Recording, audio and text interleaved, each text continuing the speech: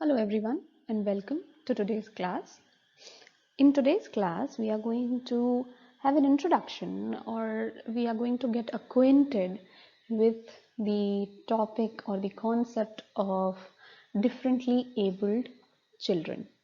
So, आज की class में हम बेसिक फंडामेंट्स जानेंगे कि किस तरीके से हम समाज के ऐसे कौन से लोग हैं जिनको हम डिफरेंटली एबल्ड के रूप में जानते हैं और उसके अंदर और कौन से नुआंसेस आते हैं, इम्पेयरमेंट, हैंडीकैप, डिसऑर्डर्स, डिसेबिलिटी आदि शब्दों के कॉन्सेप्चुअल क्लैरिटी को आज हम लेने की कोशिश करेंगे.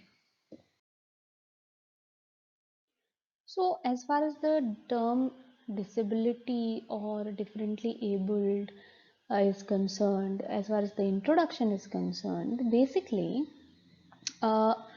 डिफरेंटली एबल्ड ऐसे समाज के ऐसे तबके को हम कहते हैं या ऐसे मनुष्यों को हम कहते हैं जिनमें किसी ना किसी प्रकार की कोई ना कोई फिजिकल या मेंटल हैंडीकैप देखी जाती है as compared to what we consider to be normal, यानी जिसे हम सामान्य फंक्शनैलिटी या सामान्य ऑपरेशनैलिटी कहते हैं, उससे विलग जाकर यदि व्यक्ति में किसी किस्म का फिजिकल या मेंटल हैंडीकैप हम देखते हैं तो उन लोगों को हम डिफरेंटली एबल्ड मानते हैं.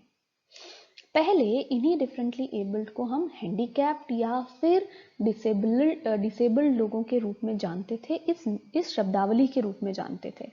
बट इस हैंडीकैप्ड और डिसेबल्ड शब्द को से जुड़ी जो नकारात्मकता है उससे निजात पाने के लिए एक डिफरेंटली एबल्ड नाम का ज़्यादा पॉजिटिव और मोटिवेशनल शब्द जो है वो कॉइन किया गया. और ये कॉइन किया गया सन 1980s में United states democratic national committee द्वारा, क्योंकि उन्हें हैंडीकैप्ड और डिसेबल्ड की तुलना में एक ज़्यादा एक्सेप्टेबल शब्द की ज़रूरत समझ में आई जो कि इस तबके को मोटिवेटेड रखे और उसके साथ जुड़े हुए सोशल स्टिग्मा, पार्शियलिटी, बायस से उनको निजात दे सके. So in order to give them a more politically correct and a more positive terminology, disability शब्द को हटा के जो है या हैंडीकैप शब्द को हटा के डिफरेंटली एबल्ड शब्द को कॉइन किया गया. जबकि यदि हम अर्थ की बात करें या डेफिनेशन की बात करें तो डेफिनेशन जो है वो डिसेबिलिटी की और डिफरेंटली एबल्ड की समान ही पाई जाती है. Disability is defined as a condition or a function जिसमें व्यक्ति का जो यूजुअल स्टैंडर्ड ऑफ फंक्शनिंग है या यूजुअल सामान्य स्तर जो है शारीरिक मानसिक, उसमें किसी ना किसी किस्म का इम्पेयरमेंट यदि देखा जाए तो उस व्यक्ति को उस केस में डिसेबल्ड माना जाता है. डिसेबिलिटी चाहे फिजिकल हो या मेंटल हो, आमतौर पर परमानेंट जो है वो होती है. It is more permanent in nature, है ना. इसको आप डिसऑर्डर या डिजीज से साइमल्टेनियसली यूज नहीं कर सकते, क्योंकि जहाँ डिजीज और डिसऑर्डर जो हैं वो परमानेंट होने के साथ साथ टेम्पररी भी हो सकते हैं, वहीं जो डिसेबिलिटी है वो हमेशा परमानेंट ही देखी जाती है, परमानेंट ही होती है. सो डिफरेंटली एबल्ड एक ऐसी टर्मिनोलॉजी है जिसको डिसेबल्ड के कंपैरिजन में ज़्यादा पॉजिटिव वर्ड के रूप में देखा जाता है और ये समाज द्वारा किसी भी किस्म के डिस्क्रिमिनेशन से बचने के लिए इस शब्द को कॉइन किया गया. जहाँ तक डिफरेंटली एबल्ड बच्चों की बात है तो उन्हें स्पेशल नीड्स चिल्ड्रन भी कहा जाता है. स्पेशल नीड्स चिल्ड्रन इसलिए भी कहा जाता है क्योंकि उन्हें स्पेशल एजुकेशन और स्पेशल सर्विसेज की ज़रूरत पड़ती है ताकि वो अपने पूर्ण पोटेंशियल या फुल ह्यूमन पोटेंशियल को अचीव कर सकें. क्योंकि इनमें किसी ना किसी किस्म का कोई इम्पेयरमेंट या हैंडीकैप या डिसेबिलिटी देखी जाती है, तो उस एस्पेक्ट की भरपाई करने के लिए और समाज के सामान्य तबके में उन्हें जोड़े रखने के लिए, उन्हें इंक्लूडेड रखने के लिए इन स्पेशल एजुकेशन की आवश्यकता उन्हें पड़ती है. ये स्पेशल एजुकेशन इसलिए भी ज़रूरी है कि बच्चा बाकी बच्चों के साथ सामान्य तौर पर एजुकेशन ले सके, उन्हीं का उसी ग्रुप का हिस्सा बना रह सके, चाहे वो फिर मेंटल इम्पेयरमेंट हो उसे कोई, या कोई लर्निंग डिफ़िकल्टी हो, स्पीच या लैंग्वेज डिसेबिलिटी हो, या फिर वो एक्सेप्शनल भी हो सकते हैं।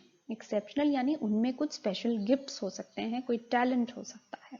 बहुत ज़्यादा टैलेंटेड बच्चे जो प्रोडिजीज कहलाते हैं, वर्ष वर्ष 3 साल के वर्ष की या 5 साल के बच्चे जो बहुत हाई लेवल ऑफ टैलेंट दिखाते हैं, हम कई ऐसे बच्चों को देखते हैं, या फिर जिनका आईक्यू बहुत हाई होता है, उन सभी को हम एक्सेप्शनल चिल्ड्रन की कैटेगरी में डालते हैं। बट ये भी डिफरेंटली एबल्ड हैं, इनकी भी स्पेशल नीड्स होती हैं और इन्हें भी स्पेशल एजुकेशन की आवश्यकता पड़ती है।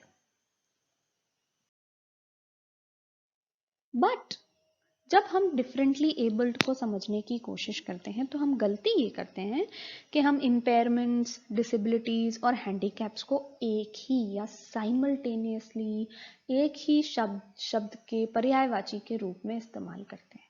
परंतु इम्पेयरमेंट, डिसेबिलिटी और हैंडीकैप, इन तीनों में डिफरेंसेस हैं, और विश्व स्वास्थ्य संगठन यानी वर्ल्ड हेल्थ ऑर्गेनाइजेशन ने इन तीनों को अलग अलग रूप से परिभाषित किया है। इम्पेयरमेंट की बात यदि करें तो इम्पेयरमेंट की वजह से डिसेबिलिटी जनरेट होती है, और डिसेबिलिटी के कारण एज अ रिजल्ट हैंडीकैप में का परिणाम हम देखते हैं या परिणित होता है। हैंडीकैप्ड जो है वो आगे जाके और ज़्यादा सोशल एक्सक्लूजन, इकोनॉमिक एक्सक्लूजन में रिजल्ट करता है। एक्सक्लूजन का मतलब आपको आपके सामान्य दूसरे समूह से एक्सक्लूड कर दिया जाए, बाहर रखा जाए, आपको डिफरेंट, स्पेशल माना जाए। जितना ज़्यादा एक्सक्लूजन होगा उतना ही ज़्यादा कम्युनिटी, समाज उस पर्टिकुलर डिसेबिलिटी और उससे जुड़े कॉन्सिक्वेंसेस, बैरियर्स को कम समझ पाएगी। जितना ज़्यादा हम आसपास डिफरेंटली एबल्ड बच्चों को, लोगों को हमारे सामान्य समूहों में रखेंगे, उतना ज़्यादा हम उनकी सिचुएशन को बेटर समझ पाएंगे, उनकी ज़रूरतों को बेटर समझ पाएंगे। और जितना ज़्यादा हम उन्हें एक समाज के अलग थलग तबके के रूप में देखेंगे, उतना ही कम समझ हमें डेवलप होगी उनके चुनौतियों और उनकी आवश्यकताओं और उनकी एक्चुअल टैलेंट्स को लेकर। ये जो विश्व स्वास्थ्य संगठन द्वारा जो इम्पेयरमेंट को समझाया गया है, वो एक ऐसा टेम्पररी या परमानेंट एबनॉर्मेलिटी कहलाता है जिसमें मनुष्य के शारीरिक या मानसिक स्ट्रक्चर्स या फंक्शन में कोई ना कोई एबनॉर्मेलिटी देखी जाती है।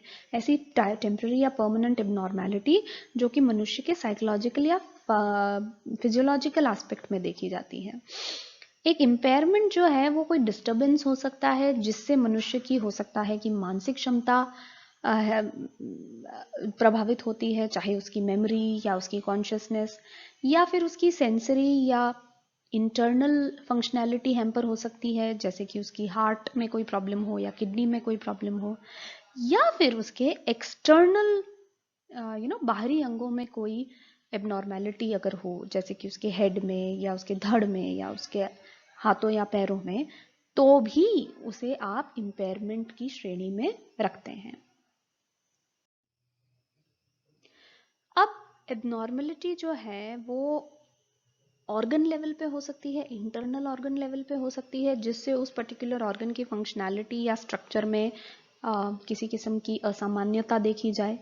इस स्टेज में जो इंडिविजुअल है, जो व्यक्ति है जिसमें एबनॉर्मेलिटी होती है, उसे हम कहीं ना कहीं अस्वस्थ मानते हैं।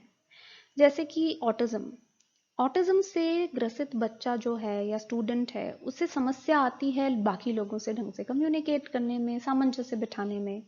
फॉर एग्जाम्पल डेफनेस या बहरापन कहीं ना कहीं उसके पूरी जो सुनने की प्रणाली है, जो फिजियोलॉजी है हियरिंग की, कान की पूरी, उस पूरे सिस्टम में किसी ना किसी प्रकार के इम्पेयरमेंट, एबनॉर्मेलिटी या असामान्यता के चलते उसमें ना सुन पाने की डिसेबिलिटी अराइज होती है या कम सुनने की डिसेबिलिटी अराइज होती है, और उसके कारण वो उसका हैंडीकैप ये हो जाता है कि वो किसी व्यक्ति से बात नहीं कर पाता या साइन लैंग्वेज के बिना वो कम्युनिकेट नहीं कर पाता। इस तरीके से इम्पेयरमेंट डिसेबिलिटी में परिणत होती है और डिसेबिलिटी के परिणाम स्वरूप हैंडीकैप बच्चे में रिजल्ट करता है। WHO डिसेबिलिटी को भी बहुत अच्छे से एक्सप्लेन करता है। डिसेबिलिटी से शब्द का अर्थ ये है कि एक इम्पेयरमेंट के कारण होने वाला ऐसी अक्षमता या ऐसा लिमिटेशन जिसके कारण व्यक्ति कोई सामान्य गतिविधि नहीं कर पाता, उसे हम डिसेबिलिटी कहते हैं। इम्पेयरमेंट के कारण होने वाली अक्षमता ऐसी जिसमें व्यक्ति कोई सामान्य कार्य ना कर पाए, तो उसे हम डिसेबिलिटी कहेंगे। डिसेबिलिटी एक ऐसी अवस्था है जिसमें इम्पेयरमेंट जो है वो काफी सिग्निफिकेंट होता है, जिससे कि व्यक्ति समाज के द्वारा जो सामान्य स्टैंडर्ड्स या स्तर जो बनाए गए हैं उसमें फिट नहीं आता या सामान्य स्तर पर फंक्शनल नहीं हो पाता किसी ना किसी एस्पेक्ट में, तो उस अवस्था को हम डिसेबिलिटी कहेंगे। ये टर्म आमतौर पर मनुष्य की फंक्शनिंग यानी उसकी क्रियात्मकता, उसके फिजिकल इम्पेयरमेंट, सेंसरी इम्पेयरमेंट या कॉग्निटिव इम्पेयरमेंट या इंटेलेक्चुअल इम्पेयरमेंट यानी शारीरिक, मानसिक, इंटेलिजेंस बेस्ड इम्पेयरमेंट को दर्शाता है, मेंटल इलनेस को दर्शा सकता है और साथ ही कोई लंबी चलने वाली बीमारी को भी दर्शा सकता है। यानी व्यक्ति की क्रियात्मकता, उसकी फंक्शनैलिटी, उसकी ऑपरेशनैलिटी, वो किस हद तक कार्यशील रहेगा, क्रियाशील रहेगा, उसको यदि हैम्पर करने वाली कोई भी इम्पेयरमेंट उसमें है, उसमें मेंटल इलनेस है या कोई लंबी बीमारी है, तो उसके कारण जो भी व्यक्ति में डिसेबिलिटी अराइज होगी वो उस इम्पेयरमेंट के कारण ही अराइज होगी, ऐसा WHO बताता है। डिसेबिलिटी एक बहुआयामी अनुभव हो सकता है व्यक्ति के लिए, यानी उसके शरीर का कोई एक अंग प्रभावित है और या फिर कोई एक बॉडी पार्ट प्रभावित है, परंतु उसके जीवन के बहुत सारे आयाम उस एक अंग के असामान्यता के चलते प्रभावित हो जाते हैं। ये जो आयाम है, ये बेसिकली 3 आयाम हमारे समझ में आते हैं। पहला है बॉडी का खुद का स्ट्रक्चर या उसके फंक्शन को प्रभावित करता है। डिसेबिलिटी व्यक्ति के शारीरिक फंक्शन को प्रभावित करती है, तो पहला आयाम फिजिकल हो जाता है। दूसरा होता है एक्टिविटी, यानी बिकॉज उसमें कोई डिसेबिलिटी है तो वो कुछ एक्टिविटीज नहीं कर पाएगा, तो दूसरा आयाम जो प्रभावित होता है व्यक्ति का, वो एक्टिविटी बेस्ड आयाम है जो डिसेबिलिटी की वजह से प्रभावित होता है। और तीसरा है पार्टिसिपेशन, यानी अब वो कुछ कामों में अपनी भागीदारी समाज में नहीं दे पाता और ये तीसरा आयाम कहलाता है। तो व्यक्ति के जो इनेबिलिटी का असर है, डिसेबिलिटी का असर है, वो बहुआयामी है और 3 आयामों में हम उस असर को देखते हैं। पहला है फिजिकल डायमेंशन, जिसमें वो अपने शरीर के एक अंग को सामान्य रूप से इस्तेमाल नहीं कर पा रहा। दूसरा है एक्टिविटी रेस्ट्रिक्शन, जिसमें बच्चा डिसेबिलिटी के कारण कुछ कार्य नहीं कर पा रहा और उन कार्यों की असमर्थता के चलते आता है पार्टिसिपेशन रिस्ट्रिक्शन, जिसमें व्यक्ति समाज द्वारा चिन्हित कुछ क्रियाओं में भागीदारी नहीं दिखा पाता। सो डिसेबिलिटी सिर्फ व्यक्ति को शारीरिक या मानसिक रूप से ही अफेक्ट नहीं करती, सोशली भागीदारी, पार्टिसिपेशन को भी अफेक्ट करती है। जहां तक हैंडीकैप की बात है, हैंडीकैप इम्पेयरमेंट और डिसेबिलिटी से जनित ऐसी लिमिटेशन को हम कहते हैं जो कि व्यक्ति को सीधा सीधा असर के रूप में हमें नजर आता है। यदि व्यक्ति बहरेपन से ग्रसित है तो वो आपसे बात नहीं कर पाएगा। हम या एक सामान्य व्यक्ति के लिए, एक नॉर्मली एबल्ड व्यक्ति के लिए उसका बात नहीं कर पाना उसका हैंडीकैप के रूप में हमें नजर आता है। हो सकता है हम उसको देख के नहीं पता लगा पाए कि वो व्यक्ति किसी ना किसी स्तर के बहरेपन से ग्रसित है, परंतु उसका हैंडीकैप ये दर्शाता है कि वो नॉर्मली एबल्ड की बजाय थोड़ा डिफरेंटली एबल्ड है।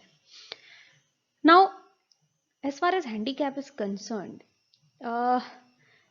बेसिकली ये एक डिसएडवांटेज है, बिकॉज ये एक व्यक्ति को लिमिट करता है या प्रिवेंट करता है सामान्य भूमिकाएं निभाने से। आपके लिए कितना आसान है किसी से जाके बात करना, या फिर सीढ़ियां चढ़ना, या फिर दो और दो का भाग देना। ये सारी बहुत आसान और सामान्य गतिविधियां हैं, परंतु एक डिफरेंटली एबल्ड व्यक्ति के लिए इन हैंडीकैप्स की वजह से सामान्य गतिविधियों को करना भी कई बार मुश्किल हो जाता है। हैंडीकैप पर बहुत ज़्यादा सोसाइटल एटीट्यूड्स द्वारा भी मेजर किए जाते हैं।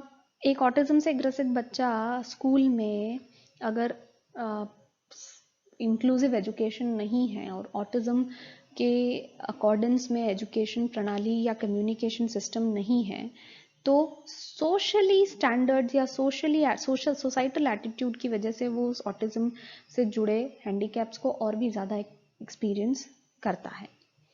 अब मान लीजिए मानसिक क्षमता में गिरावट यदि किसी व्यक्ति के है, एक व्यक्ति नॉर्मल आईक्यू नहीं रखता है तो वो उसका इम्पेयरमेंट है, मेंटल रिटार्डेशन उसका इम्पेयरमेंट है, परंतु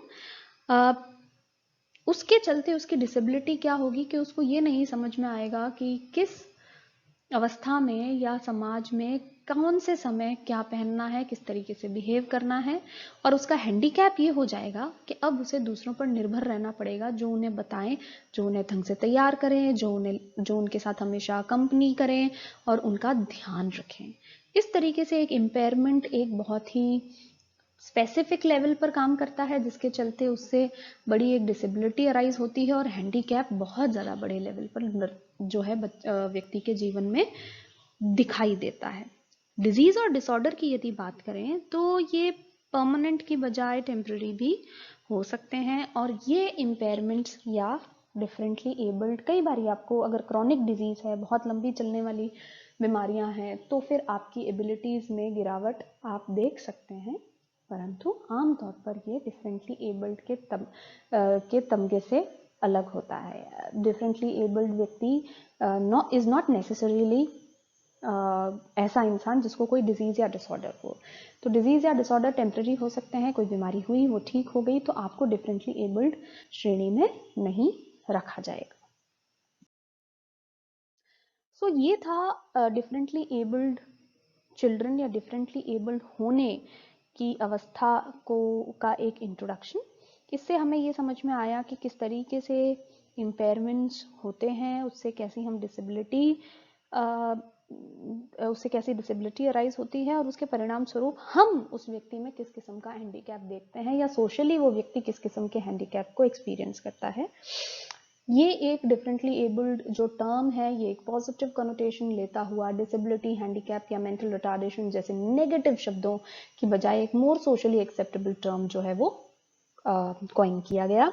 आने वाली क्लासेस में हम इस डिफरेंटली एबल्ड चिल्ड्रन की या डिसेबिलिटी के टाइप्स देखेंगे, उनकी श्रेणियां देखेंगे। So that is all for today's class. Do check the description box for notes on the topic. Thank you all very much.